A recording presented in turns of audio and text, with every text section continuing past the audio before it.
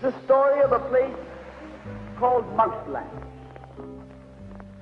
Mouseland was a place where all the little mice lived and played, and were born and died, and they lived much as you and I do. They even had a parliament, and every 4 years they had an election. They used to walk to the polls and cast their ballot. Some of them even got a ride to the polls. Got a ride for the next 4 years afterwards, too. Just like you and me.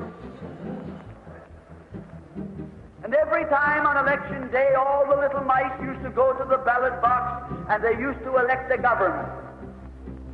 A government made up of big, fat, black cats. Now, if you think it's strange that mice should elect a government made up of cats, you just look at the history of Canada for the last 90 years, and maybe you'll see that they weren't any stupider than we are. Now, I'm not saying anything against the cats. They were nice fellows. They conducted the government with dignity. They passed good laws.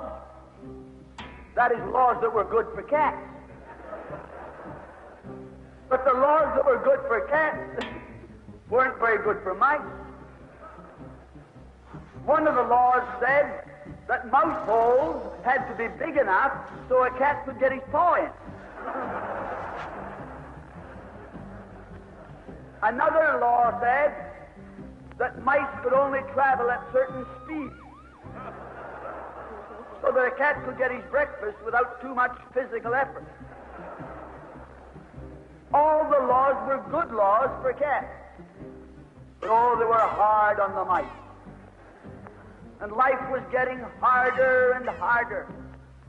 And when the mice couldn't put up with it anymore, they decided something had to be done about it. So they went en masse to the polls. They voted the black cats out. And they put in the white cat. The white cat had put up a terrific campaign. They said all that Mouseland needs is more vision. They said the trouble with Mouseland is those round mouse holes we've got. If you put us in, we'll establish square mouse holes. And they did. And the square mouse holes were twice as big as the round mouse holes.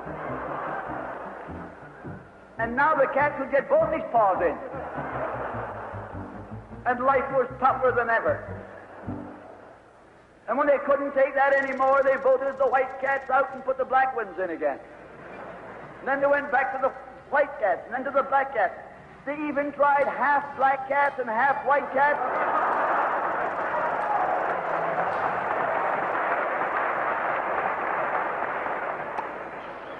And they called that coalition.